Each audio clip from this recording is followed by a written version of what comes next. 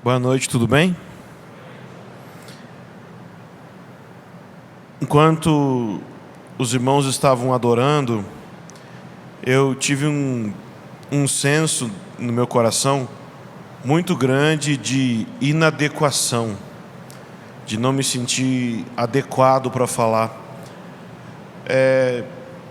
Porque a igreja de Jesus, ela é muito importante para Ele.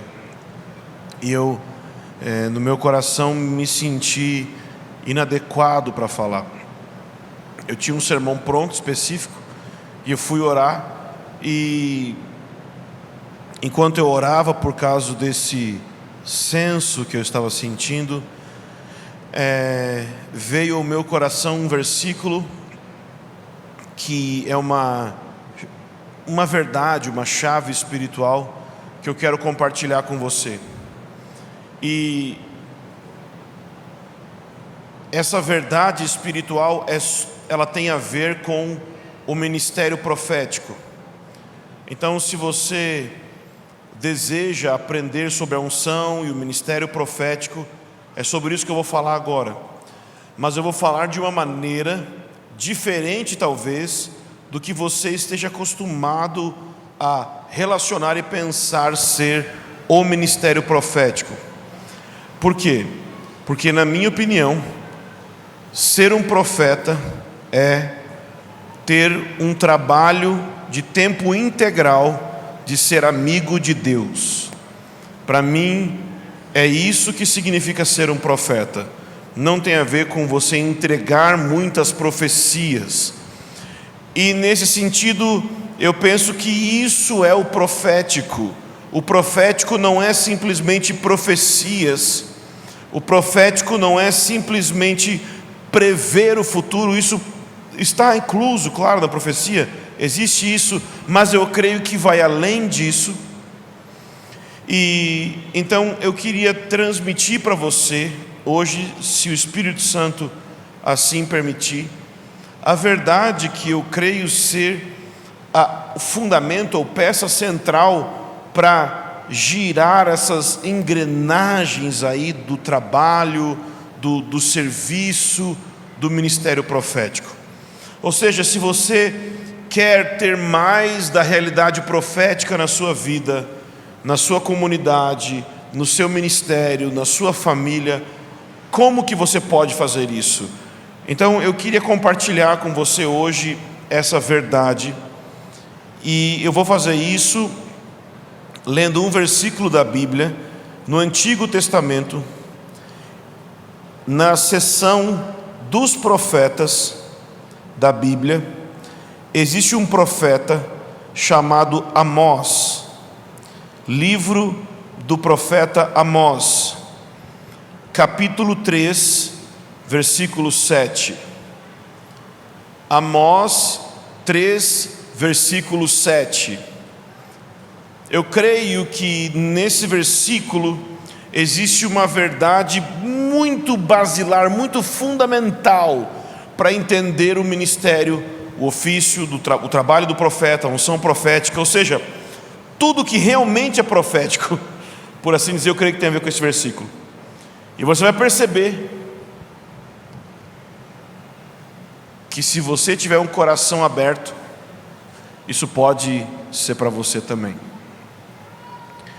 Amós 3, versículo 7 diz assim: certamente o Senhor Deus não fará coisa alguma sem revelar o seu segredo aos seus servos, os profetas.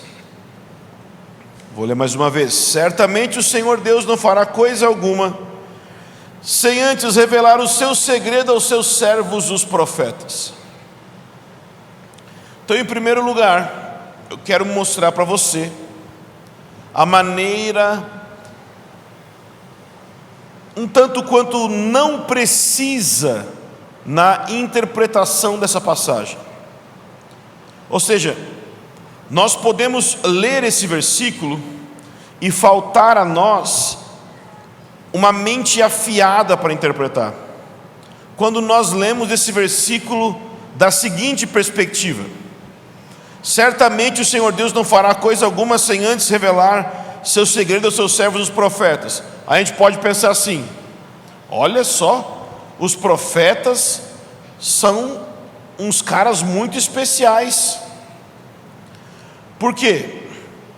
Porque certamente Deus fala com eles tudo o que quer fazer. Uau! Os profetas são especiais. Deus decide fazer alguma coisa e Ele vai lá e fala com os profetas. Isso não está errado, mas é uma leitura ainda insuficiente diante da verdade que está aqui contida nesse versículo. Porque esse versículo contém uma verdade que vai além do simples fato de Deus transmitir informações para uma categoria de pessoas chamada profetas. Por quê? Porque nesse versículo existe nele a verdade que nós podemos chamar como Deus trabalha. Qual é o meio através do qual Deus age? Qual é o processo que Deus se engaja para que as coisas aconteçam na história, para que as coisas aconteçam na terra? Qual é a chave para conhecer a ação de Deus? Veja o que ele diz: que certamente o Senhor Deus não fará. Tem a palavra fará, é fazer. Então tem a ver com ação. Não tem a ver simplesmente com revelação. Tem a ver com ação. Nós queremos a ação de Deus na nossa vida, mas para ter a ação de Deus na nossa vida, nós precisamos entender como Deus tem agido na história e nos alinharmos com o modo de Deus de agir na história, para conseguir de alguma forma absorver esse agir de Deus na nossa vida também. Certamente o Senhor Deus não fará qualquer coisa. Certamente o Senhor Deus, quando fizer, Ele fará por um meio de um processo. Certamente o Senhor Deus não fará coisa alguma sem antes o quê? O que está aí no versículo? Revelar. Qual é a primeira verdade que você tem que entender? Revelação precede ação. Revelação precede movimento. Revelação precede serviço. Revelação precede a obra. Existe muita gente que quer ação, muita gente que quer movimento, mas a questão é se eu estou ouvindo, a questão é se Deus está revelando, a questão é se aquilo que está sendo feito a partir do falar de Deus, ou se acontece a partir da agitação do ser humano. Certamente o Senhor Deus não fará sem antes revelar. Revelar precede o fazer. Por que será que eu não vejo Deus fazendo? Porque eu não estou ouvindo Ele falar para revelar. Deus não quer produção. Deus quer atenção.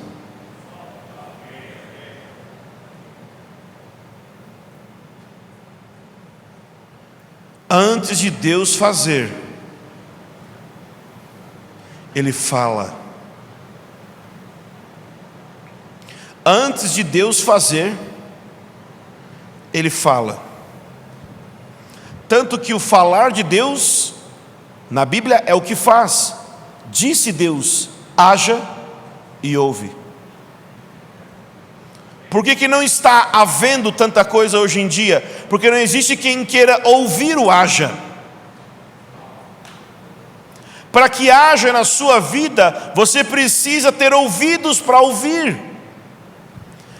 Não adianta simplesmente pedir para Deus e reclamar. Na verdade, o que a gente mais faz é reclamar, né? Reclamar com Deus de que Ele não está fazendo, porque certamente o Senhor Deus não fará sem antes revelar.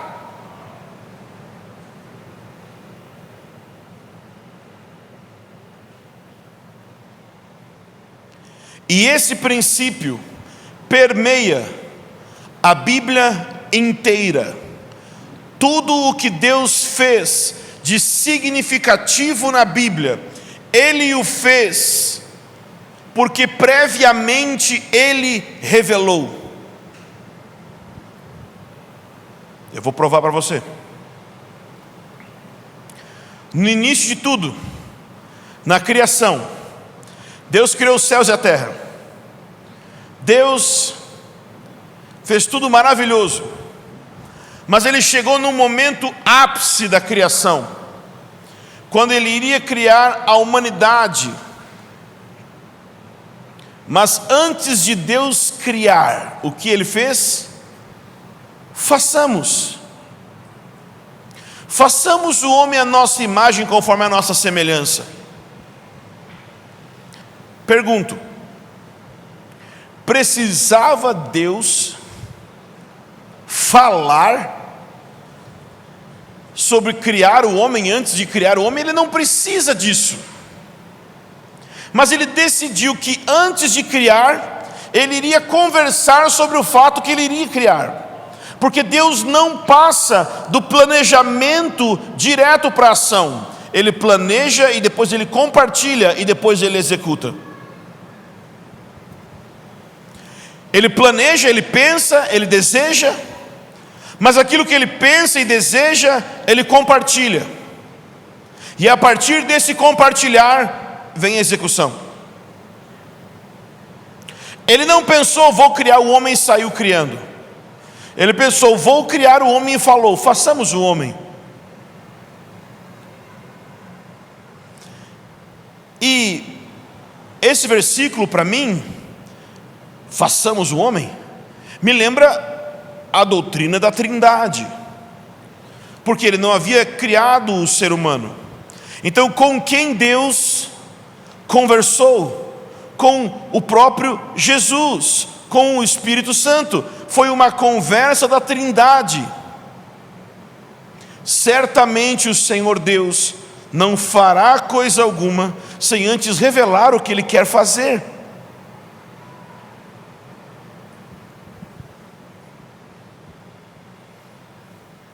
E quando Ele cria o ser humano, Ele cria o ser humano para dominar, amém? Mas se Ele só quisesse que o ser humano dominasse, Ele diria, domine. Mas Ele falou assim para o ser humano, você vai ser minha imagem e semelhança. Você não falou, Ele fez imagem e semelhança. Por que Deus fez o homem em imagem e semelhança? Ora, a palavra imagem significa que o ser humano foi criado para refletir Deus. Como um espelho, o ser humano iria refletir a realidade de Deus para a criação, amém? Mas a palavra semelhança,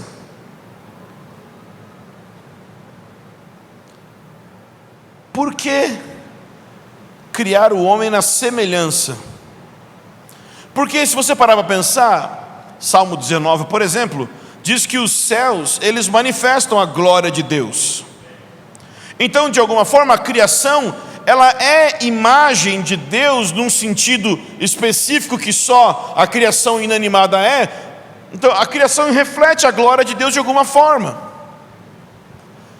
Então, a criação de alguma forma é imagem. Mas a pergunta é, por que Ele, além de fazer o ser humano imagem, Ele fez semelhança? Semelhança.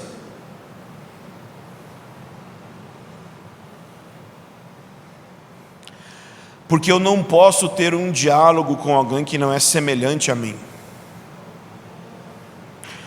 Eu sei que alguns de vocês talvez conversam com as plantas, conversam com o cachorro, mas você sabe que eles meio que não entendem exatamente o que você está falando, né? Eu sei que alguns acreditam piamente que eles estão entendendo, mas assim, em linhas gerais eles não estão entendendo, tá? Talvez está passando uma coisa boa, mas geralmente eles não respondem. São momentos raríssimos, ok? Quando Deus fala numa árvore ou num bicho, e é Deus usando aquilo, não é que aquilo tem uma propriedade intrínseca. Deus criou o homem semelhante a Ele, porque Ele queria que no homem tivesse algo como tem nele, e esse algo permitisse que houvesse uma conversa. Por quê? Porque seria somente na medida que essa conversa entre Deus e o ser humano acontecesse, é que a autoridade dele seria exercida. A autoridade de Adão não seria exercida independente da comunhão de Adão com Deus.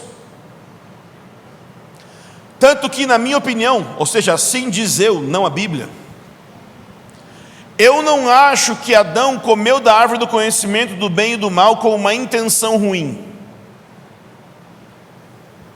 Pensa, Adão não tinha muito o que fazer na vida, né? O que ele tinha para fazer? Não tinha muita coisa para fazer, além de fazer o que Deus mandou ele fazer: dominar.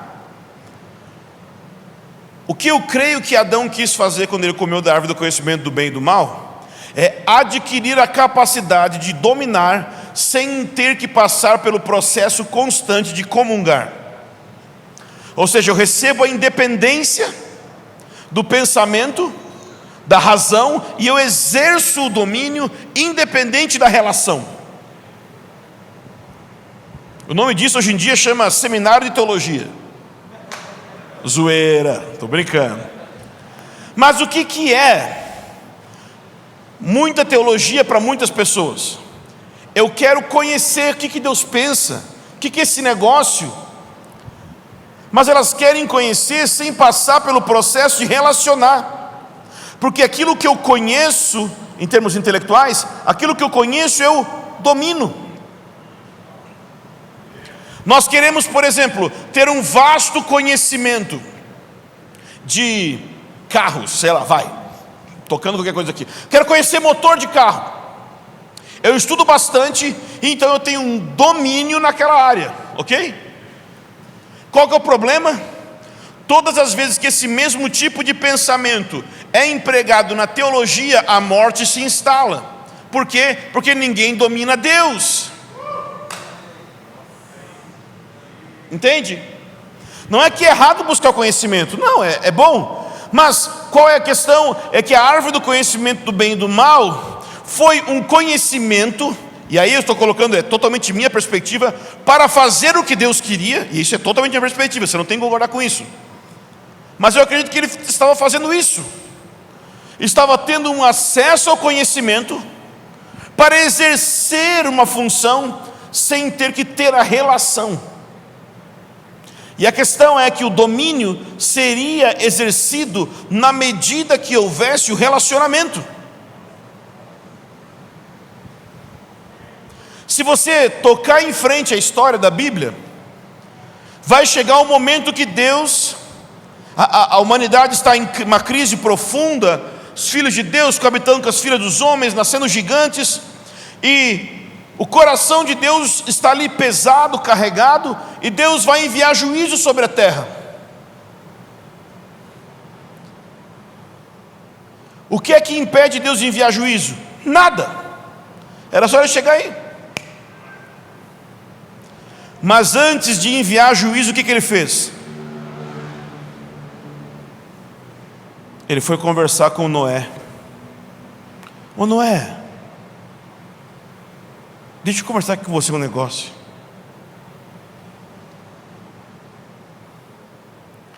Antes de Deus enviar o dilúvio, Ele revelou o dilúvio. Certamente antes de Deus fazer, Ele revela. E o interessante é que é exatamente nessa revelação é que se cria uma base de uma construção para aquilo que Ele queria fazer. Deus não passa do projeto para a execução. Ele projeta, compartilha e executa. Ele pensou, vou enviar o dilúvio, mas antes ele compartilhou sobre o dilúvio. Se você passar os anos, imagina, se Deus quisesse criar um povo para ele não poderia fazer? Só fazer assim, ó, né? Pronto, criou um povo. Mas não, ele não fez isso. O que ele fez? O Abraão. E ele começa a conversar com Abraão. E a amizade de Deus com Abraão foi a base da construção do povo de Israel. Antes de Deus fazer, ele desenvolve amizade e revela o seu coração. Ele queria estabelecer a lei sobre o povo de Israel. Era só ele enviar um anjo, está aqui a lei. Mas antes de fazer isso, ele queria libertar o povo do Egito. Era só ele fazer assim, ó, está liberto. Mas ele esperou 40 anos. Moisés tinha 40 anos. E aos 40 ele foi para o deserto.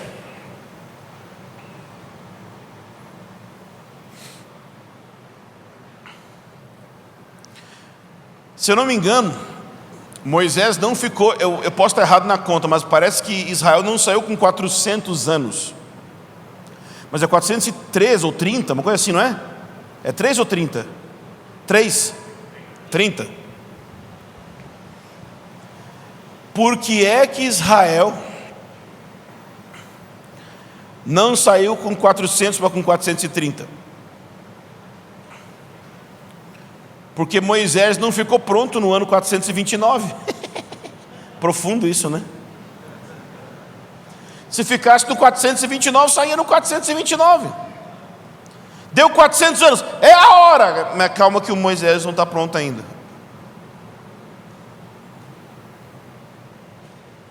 Até que o dia que Moisés descansa nesse negócio de ser amigo de Deus, Deus revela para Moisés o que está para fazer. Porque parece que Moisés sabia o que Deus queria fazer, porque no início da história dele ele matou um egípcio, então parece que ele tinha alguma noção do que Deus queria fazer. Mas Deus não vai fazer com quem sabe simplesmente na cabeça o que Ele quer fazer. Ele faz com gente que ouviu revelação, com gente que ouviu Deus falando, não é só porque leu num livro.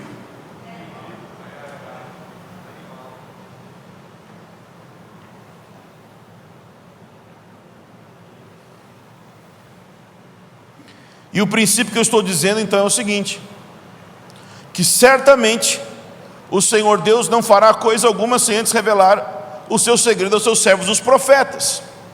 O que eu estou dizendo é o seguinte: não é que Deus, quando vai fazer algo, fala com o profeta, mas é que sempre quando tem alguém ouvindo, Deus compartilha e faz, e aquele que ouve se torna profeta. Ou seja, não é que Deus só vai falar com os profetas, não, é que aquele que estiver disponível para ouvir, esse será chamado de profeta. E você não precisa ter chamado assim, sabe? Oh meu filho, tu serás um profeta. Não, porque esse negócio, se o seu trabalho é ser profeta ou não, esse não é o mais importante. A questão é se você é profético. E profético não é que se você é meio estranho, que você faz uns negócios assim, que você joga óleo, toca chofar. Tudo isso é bom. Tudo isso é bom.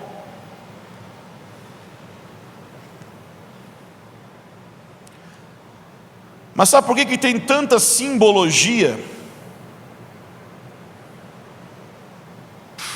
Meu Deus. Agora até eu fiquei meio assim. Mas vamos lá, vamos devagar, né?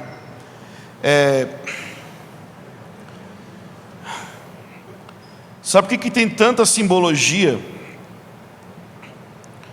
no meio do ministério profético hoje?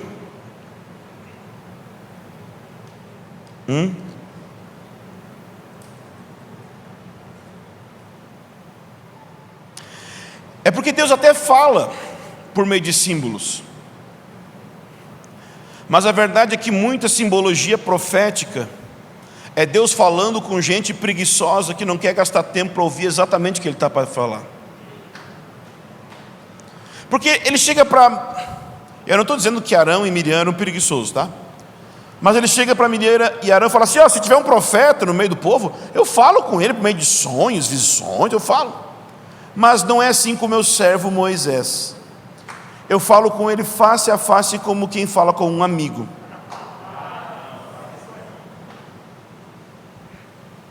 Sabe por que tem tanta simbologia? Porque a gente está precisando de uma macumba.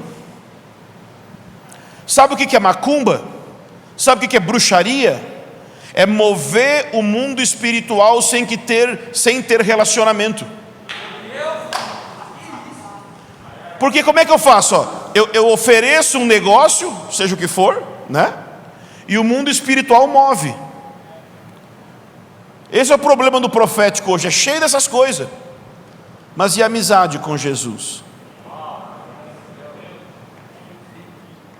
E ele diz assim na Bíblia: não vos chamo mais servos, mas chamo amigos. Ou seja, da parte dele tem uma disposição de ser amigo grandona. Mas a gente ainda está querendo, sabe o quê? Princípios espirituais. Porque Deus se move por princípios. Para pensar comigo. Deus se move por princípios? Sim, se isso significa Deus não fica cometendo pecados para se mover, claro. Deus é ético ao se mover, claro. Mas a frase Deus se move por princípios muitas vezes significa na cabeça das pessoas assim: eu obedeci as regras e agora Deus vai ter que me obedecer porque eu fiz a minha parte. Eu fiz a minha parte e agora Deus tem que fazer a dele. Não é assim que a gente pensa? Eu dei o dízimo, Ele tem que me abençoar. Eu orei, eu tenho que ser ungido. Eu andei em santidade no namoro, eu vou ter um casamento abençoado. Será que Deus só se move por princípios? Vamos piorar? Será que Deus não quebra princípios? Será que Deus não quebra princípios que Ele mesmo estabeleceu? Então vamos pensar aqui. Deus fez o tabernáculo. No tabernáculo tinha pães. Esses pães só o sacerdote podia comer. Um dia, Davi está morrendo de fome, vai lá e come os pães que era proibido comer e não morreu. Passa os anos, Jesus está no sábado fazendo algo que o pessoal considerava errado fazer na época lá. E eles falam: Jesus, teus discípulos estão colhendo espiga de milho no sábado, que é errado. Em vez de Jesus falar: não é errado não. O que ele faz? Cita a passagem de Davi. Mas e Davi, que estava com fome, entrou na casa de Deus, comeu dos pães? Pensa comigo. Davi quebrou um princípio e não cometeu pecado ao quebrar o princípio. Como que pode isso ter acontecido? Porque o princípio foi criado, foi dado para um propósito. E Davi com fome, morto, o propósito não se cumpre. E o propósito era o quê? Relacionamento com Deus. Aquele tabernáculo todo existia para quê? Para amizade. Só que como Davi já tinha a amizade, o símbolo não fazia mais sentido. E o que a gente quer hoje é símbolo e princípio, um monte de coisa. E o fato é que tudo se resume a um relacionamento. Eu e tu. Ou o eu sou e, esse negócio aqui que é eu também. Tudo se resume a isso. Tudo se resume a você conversar com Ele. Eu quero te falar um negócio. Tem gente que ora, mas não tem comunhão com Deus. Porque a gente pode jogar uma torrente de palavras diante de Deus, de joelhos. Esse é meu momento devocional. Ó Deus, tu bem sabes que ilmo por meio desta requisitar-te que abençoe minha prole. E não tem problema se você fala assim. Se você fala assim sempre, vai beijar sua esposa e fala: ser humana. mirar-te-ei em vossos lábios. Se você fala assim sempre, tudo bem. Mas se não, sabe, que é tranquilo se você fala assim. A gente ora, mas quantas vezes você teve consciência que você está conversando com alguém? Eu lembro uma história de um pastor, e assim, pior que é verdade, viu? Que fez o propósito de orar todo dia 3 da manhã. Ele acordava, Pai, em nome de Jesus, orava, homem de oração, homem do fogo. 15 dias orando. Quando ele está encerrando a corrente lá que ele fez, o propósito que ele fez, último dia ele fala, Pai, em nome de Jesus. Ele se ajoelha para orar. Aí o Espírito Santo fala com ele assim, mas você é muito mal educado, né, menino? E o cara era velho. Você é muito mal educado, né? Você vem aqui, fala. Eu escuto o que você fala. Quando vou dar minha opinião sobre o que você falou, você levanta e vai embora.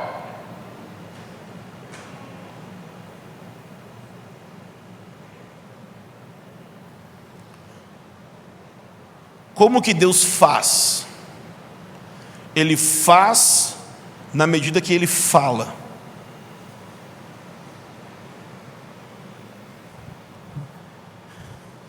Como que nós podemos liberar a ação de Deus sobre a nossa geração?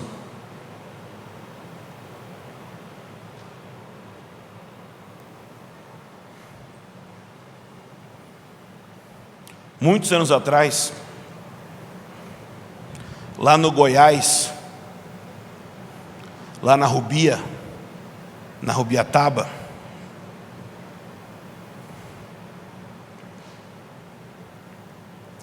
um amigo de Deus, chamado João, seu João, também conhecido como John Walker, ensinando sobre isso,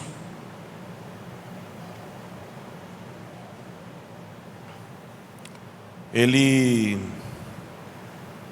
escreveram uma música, era mais ou menos assim: há tanto tempo estou a procurar homens que queiram ser meus amigos. Há tanto tempo estou a chamar e não escuto resposta. Não quero tantas atividades, mas que escutem a mim. Não estou procurando servos, mas quero encontrar amigos.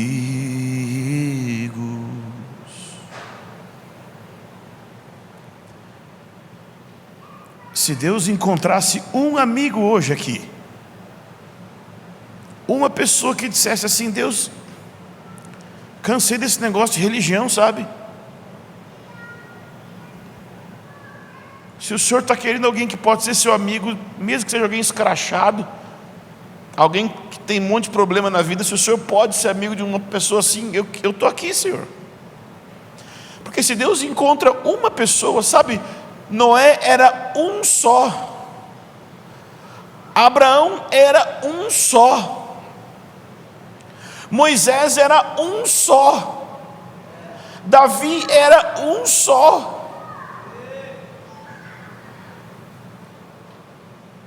Se Deus encontra só um hoje, eu acho que a nação vai ter avivamento.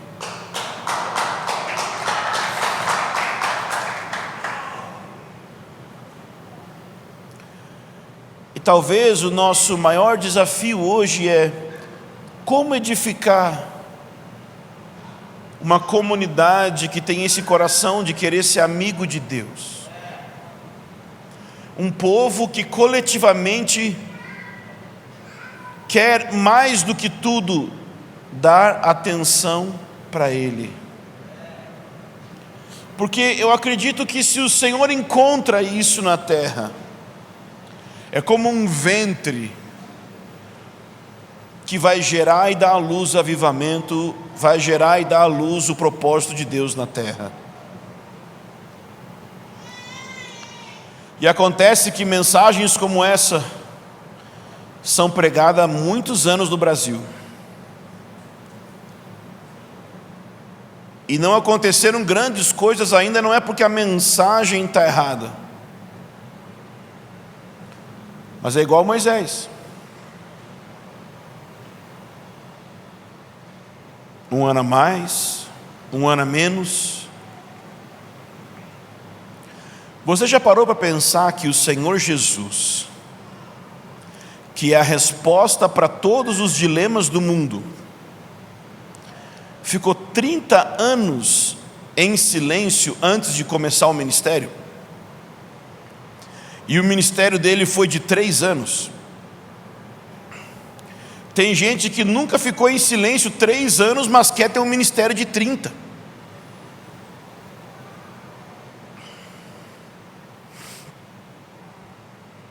E um último pensamento. Se você fosse Deus e olhasse a humanidade toda em pecado e perdição, qual solução você daria? Cada um de nós daria uma coisa. Eu tenho pensado que eu enviaria uma vacina. Eu enviava uma vacina e curava todo mundo do pecado. Deus, diferentemente disso, ao invés de enviar uma solução, veio em pessoa. O Verbo se fez carne. Porque a solução de tudo na sua vida não é algo, é alguém. É Ele. Para todas as perguntas, a resposta é Jesus. Se você hoje decide abrir o seu coração para uma amizade verdadeira com Jesus, se prepara. Você vai ter a vida mais feliz que é possível ter, porque na sua presença existe plenitude de alegria, mesmo quando vem dias difíceis. Então eu queria que você ficasse em pé nesse momento.